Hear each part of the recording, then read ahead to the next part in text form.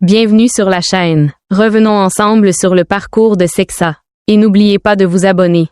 Après avoir revu le premier Tour de France de Paul Sexa, ce qui m'a le plus impressionné n'est pas seulement sa 4e place au classement général à seulement 19 ans, mais aussi la manière dont il considère sa propre performance après un parcours aussi exigeant. C'est un résultat remarquable, mais ce qui est encore plus appréciable, c'est que Sexa ne le considère pas comme une fin en soi. Il voit ce premier Tour de France comme une occasion d'en apprendre davantage sur lui-même, sur son corps et sur les limites qu'il devra continuer à repousser.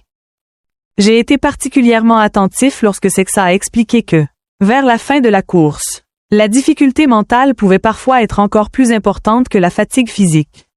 Pendant 3 semaines, il faut maintenir sa concentration, ressentir de l'appréhension avant chaque étape et savoir qu'un seul incident peut avoir des conséquences sur le résultat final. Une telle pression est loin d'être négligeable. Cela m'a fait comprendre que derrière les chiffres et les classements se trouve avant tout une véritable personne, avec ses émotions, ses inquiétudes et ses propres limites. La plus grande leçon que j'en retiens est qu'il faut savoir se concentrer sur chaque journée. Nous nous mettons souvent nous-mêmes sous pression en pensant trop au résultat final, alors que la chose la plus concrète est simplement de faire de son mieux aujourd'hui. Les progrès sur le long terme sont construits à partir de petits pas, de persévérance et de la capacité à s'adapter après chaque expérience. J'apprécie également la manière dont Sexa parle de Tadej Pogacar. Il reconnaît que Pogacar évolue actuellement à un niveau exceptionnel, mais au lieu de se sentir inférieur ou de chercher à rabaisser son adversaire, il utilise cet écart comme une source de motivation pour progresser. À mes yeux, c'est une attitude dont on peut s'inspirer dans n'importe quel domaine. Lorsque l'on rencontre quelqu'un de meilleur que soi, le plus utile n'est pas de se comparer de manière négative, mais d'observer l'écart et de se demander ce qu'il faut faire pour progresser.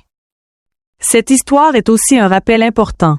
Nous avons le droit d'attendre beaucoup d'un jeune talent et de l'encourager. Mais nous ne devons pas transformer ces attentes en pression. À 19 ans, un athlète a encore besoin de temps pour mûrir.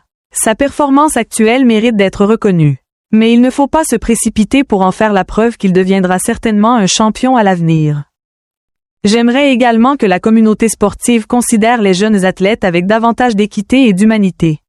Analysons leurs performances, débattons de leurs résultats, mais ne laissons pas les comparaisons ou les attentes sur les réseaux sociaux devenir un poids supplémentaire pour une personne qui est encore en pleine construction. Pour ma part, l'histoire de Sexa me rappelle qu'il n'est pas nécessaire de devenir immédiatement le meilleur. L'essentiel est de savoir où l'on se trouve, de connaître ses lacunes et de continuer à s'améliorer chaque jour. La réussite ne consiste pas uniquement à monter sur la plus haute marche du podium, elle consiste aussi à mieux se comprendre après chaque épreuve.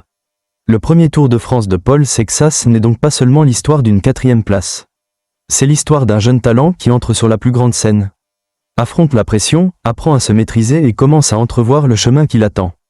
Quant à savoir s'il pourra réellement rivaliser avec Pogacar à l'avenir, je pense qu'il n'est pas nécessaire de tirer des conclusions trop rapidement. Laissons le temps, les efforts et les prochaines courses apporter la réponse. Le plus intéressant n'est pas de faire une prédiction, mais de pouvoir observer quel type de coureur Sexa deviendra en grandissant. Merci d'avoir suivi cette vidéo. Rendez-vous pour la prochaine étape. Et n'oubliez pas de vous abonner à la chaîne.